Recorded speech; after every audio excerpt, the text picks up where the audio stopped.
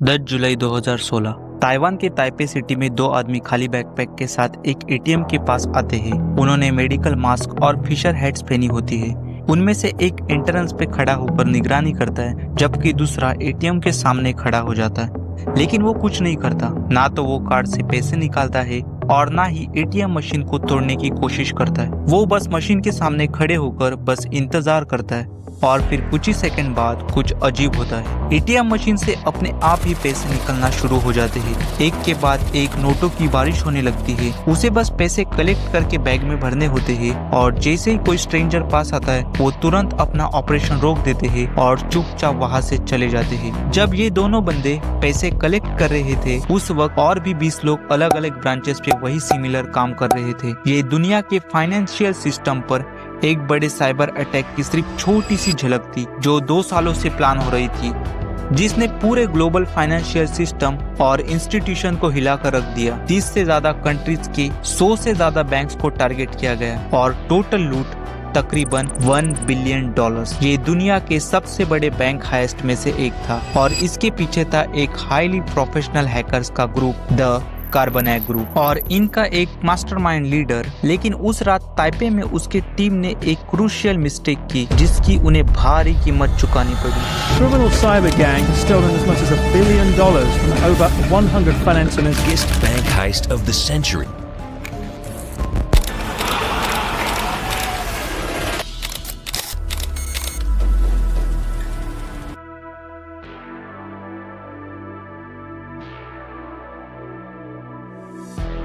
आठ अप्रैल 2014 मैक्सिम एक Ukrainian bank में काम करता है। वो एक वेल रिस्पेक्टेड एम्प्लॉय है, लेकिन उसकी एक बुरी आदत है, वो कभी अपने विंडोज के अपडेट इंस्टॉल नहीं करता। उस दिन सुबह जब वो कॉफी पीते हुए बैंक के रिसेप्शनिस्ट के बारे में सोच रहा होता है जिसे वो पसंद करता है, उसी समय उसके कलीग सर्गी का एक ईमेल आता है।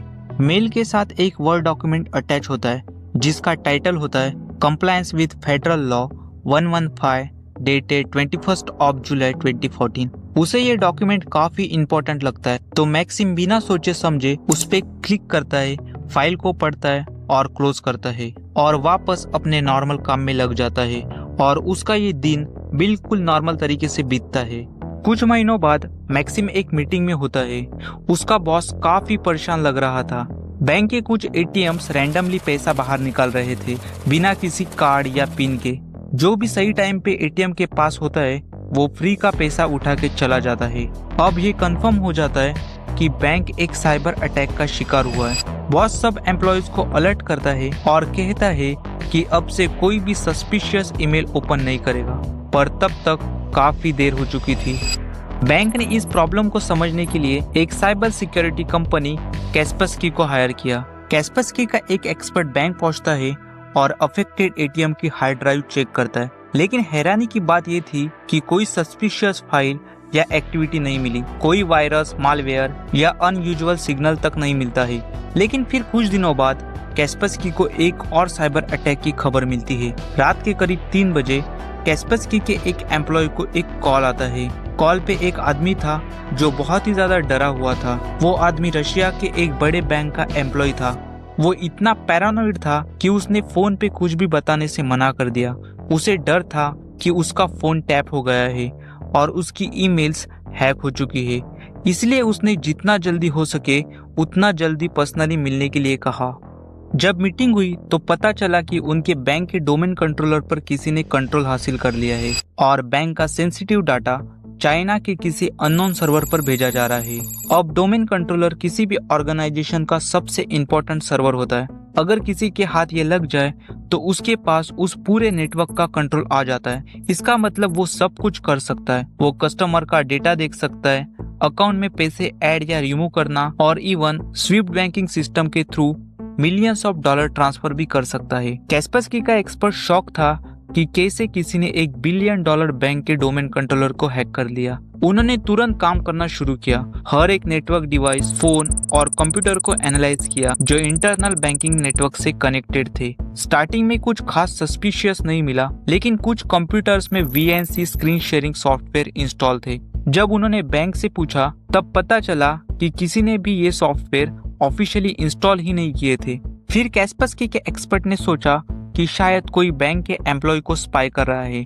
तब एक्सपर्ट ने टेस्ट करने के लिए एक कंप्यूटर पे ब्लैंक वर्ड डॉक्यूमेंट खोला और रशियन में लिखा हेलो। वो इंतजार करता है, पहले तो कुछ नहीं होता, फिर थोड़ी देर बाद कर्सर हिलता है, धीरे धीरे स्क्रीन पर ऑटो टाइप होता है। हैकर का रिप्लाई आता है hello you will not catch us. Kaspersky का एक्सपर्ट तुरंत रिप्लाई करता है वी विल कैच यू। फिर हैकर का जवाब आता है no you will not catch us. यहाँ से क्लियर हो गया था कि कोई बैंक के सिस्टम को लाइव कंट्रोल कर रहा है।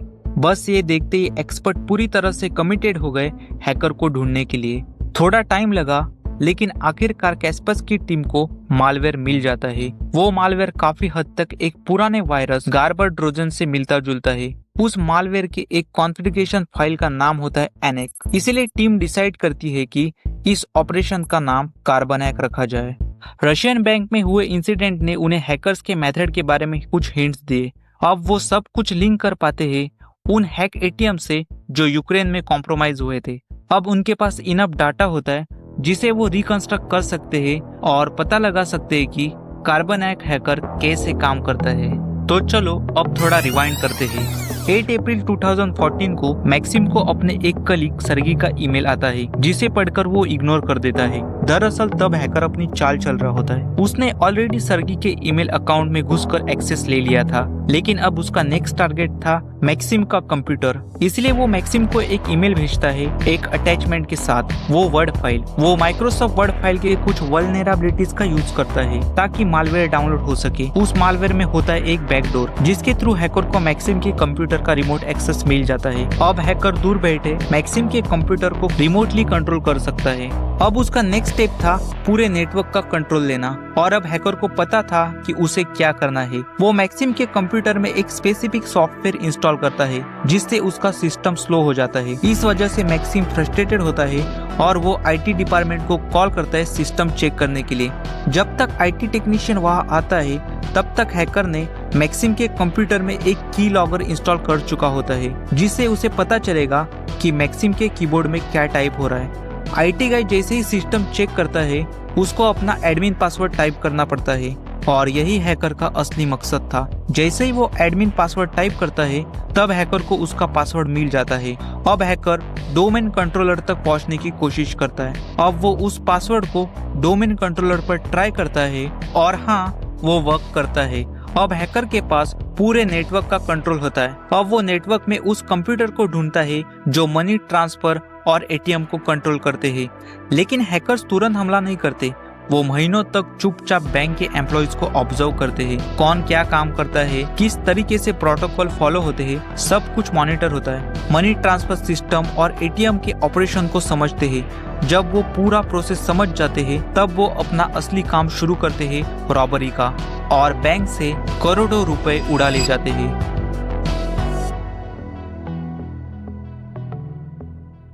कार्बनैक ग्रुप ने पैसे चुराने के लिए 3 अलग अलग मेथड डेवलप किए थे। पहला तरीका ये था कि ट्रांजैक्शन मैनिपुलेशन करना। हैकर पैसे ट्रांसफर करते थे ट्रांजैक्शन मैनेजमेंट अकाउंट से अपने अकाउंट में, लेकिन किसी को शक ना हो इसलिए वो लोग पहले से ही अकाउंट का बैलेंस चुराए हुए अमाउंट से ज्यादा दिखाते थे ताकि टोटल अनचेंज ना लगे, क्योंकि बैंक हर 10 घंटे में अकाउंट चेक करता है। इसीलिए ये तरीका आसानी से अननोटिस रहता था।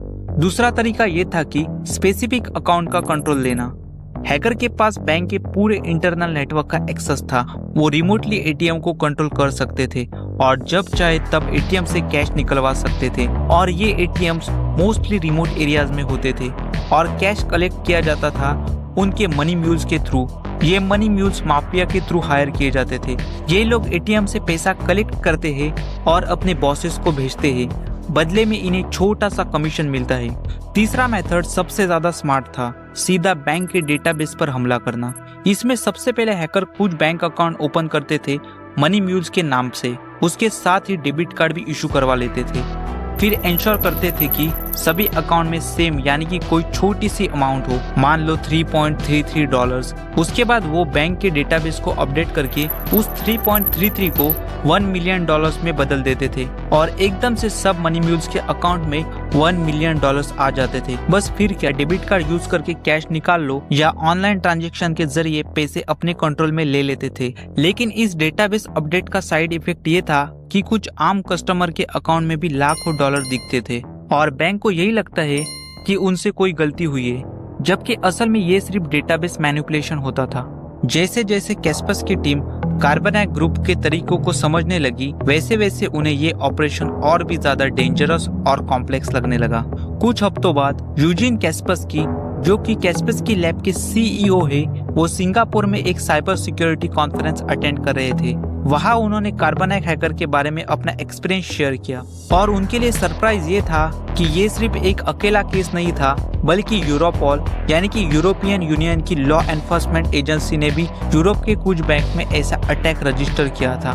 तब कैस्पस्की ने टीम अप किया। बैंक, साइबर एक्सपर्ट और इंटेलिजेंट एजेंसी के साथ मिलकर एक जॉइंट टास्क फोर्स बनाई गई, जिसका नाम था JCAT यानी joint cyber crime action task force. अब सब एक साथ मिलकर कार्बनैक ग्रुप का पीछा करने लगते हैं। हैकर के सर्वर को ट्रैक किया जाता है और उनमें से कुछ को शटडाउन भी किया जाता है, लेकिन हैकर्स नए टूल का इस्तेमाल करते हैं और रडार के नीचे से ऑपरेट करते हैं। 2015 के शुरुआत तक कार्बनैक ग्रुप ने कम से कम 100 फाइनेंशियल इंस्टीट्यूट को लूट लिया था, लगभग 30 कंट्रीज में।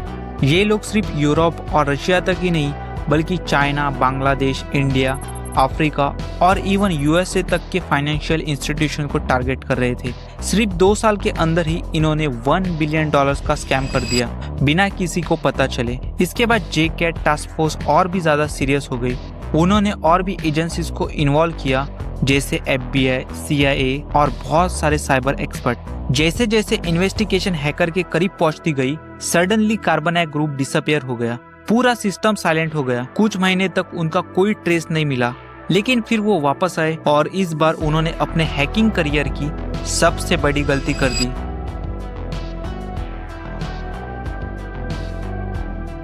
जुलाई 2016 कार्बनैक ग्रुप फिर से एक्टिव होता है। इस बार उन्होंने ताइपे के फर्स्ट बैंक को टारगेट किया, लेकिन उनके 2 मनी म्यूल्स नए थे, बिल्कुल इनएक्सपीरियंस। जब वो लोग कुछ हैक ATM से पैसे कलेक्ट कर रहे थे, तभी 2 लोकल ताइवानीज रेसिडेंट भी वहाँ ATM से पैसे निकालने आते हैं। जैसे ही वो रेसिडेंट ATM के पास आते हैं, वो दोनों मनी म्यूल्स डर गए और फटाफट ATM छोड़ के भाग गए, इतनी जल्दी में कि उन्होंने 60,000 न्यू ताइवानीज डॉलर का पूरा स्टैक ATM में ही भूल गए। लेकिन वो लोकल लोग ये पूरा मंजर अपनी आंखों से देखकर हैरान हो गए थे। उन लोकल लोगों ने तुरंत पुलिस को इन्फॉर्म कर दिया। ताइवान के फर्स्ट बैंक ने कंफर्म किया कि 70 million new Taiwanese dollar illegally withdrawal किए गए हैं और ये सारे विड्रॉल्स ताइपे और ताइजोंग सिटीज के अक्रॉस 34 डिफरेंट ATMs और 20 डिफरेंट लोकेशन से हुए थे। ताइवानीज पुलिस तेजी से एक्शन में आई और 500 से ज्यादा पुलिस ऑफिसर्स ने CCTV फुटेज को ट्रेस करना शुरू किया। पुलिस ने तेजी से एक्शन लेते हुए 22 मनी म्यूल्स का पता लगा लिया, जिनमें से ज्यादातर रशियन थे और बाकी कुछ ईस्टर्न यूरोपियन कंट्रीज के थे। 22 में से 19 ताइवान से भागने में कामयाब हो गए थे, लेकिन 3 लोग अभी भी ताइवान में ही फंसे हुए थे उस कैश के साथ। उन मनी म्यूल्स के चेहरे मीडिया में दिखाए गए, जिससे उन्हें ढूंढना और भी आसान हो गया। जैसे ही उन मनी म्यूल्स ने अपना चेहरा नेशनल टीवी पर देखा, उन्होंने फटाफट डिसाइड किया कि अपने पास का पैसा छोड़कर भाग जाने का।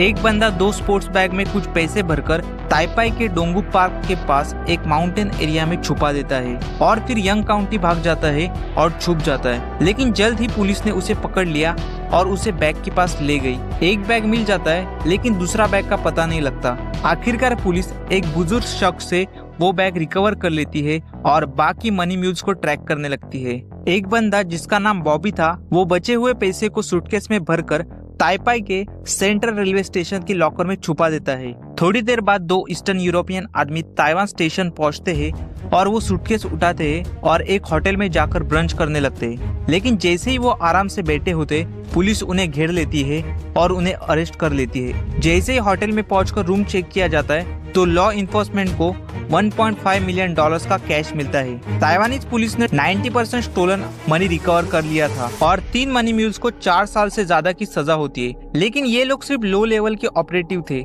लेकिन जब पुलिस ने एक आदमी का फोन चेक किया, तो उन्हें अलग अलग करेंसीज के फोटोज और ईमेल्स मिले जो सस्पेक्टेड कार्बनैक ग्रुप के बॉस के नाम से आए थे। यूरोपॉल, FBI, साइबर सिक्योरिटीज कंपनी और दुनिया भर के एजेंसीज कार्बनैक के मास्टरमाइंड को ढूंढने में लगी हुई थी। लेकिन किसी को भी यह अंदाजा नहीं था कि जिस शख्स को वो ढूंढ रहे, वो दुनिया के दूसरे कोने में लग्जरी लाइफ जी रहा था।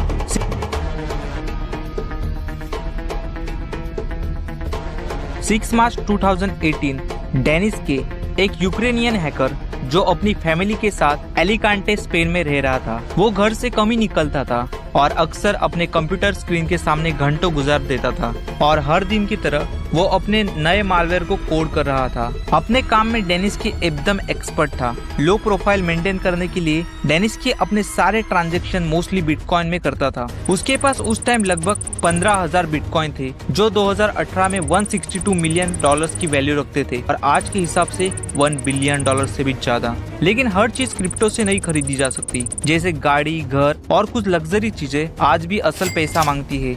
जैसे उसने बिटकॉइन को असल पैसे में बदलने की कोशिश की, ये उसकी सबसे बड़ी गलती बनी।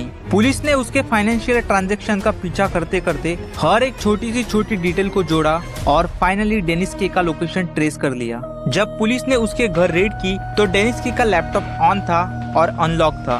फॉरेंसिक टीम ने तुरंत सारे एविडेंस कलेक्ट करना शुरू कर दिए और अथॉरिटीज ने 2 BMW कार्स, $500,000 के ज्वेलरीज और उसके बिटकॉइन सीज कर लिए। लेकिन कार्बोनेट ग्रुप द्वारा चुराए गए $1 बिलियन में से ज्यादातर पैसे आज भी रिकवर नहीं हो पाए हैं। डेनिस के को कार्बोनेट ऑपरेशन का मास्टरमाइंड माना जाता है, लेकिन वो अकेला नहीं था। 2018 में 3 और यूक्रेनियन को अरेस्ट कर लिया गया था जो इस ऑपरेशन में इन्वॉल्व थे। एक्सपर्ट का मानना है कि कार्बोनेट ग्रुप आज भी एक्टिव है और अलग अलग नाम से ऑपरेट करता है, जैसे फिन7, जोकर स्टैट, कोबाल्ट स्पाइडर और भी कई नाम।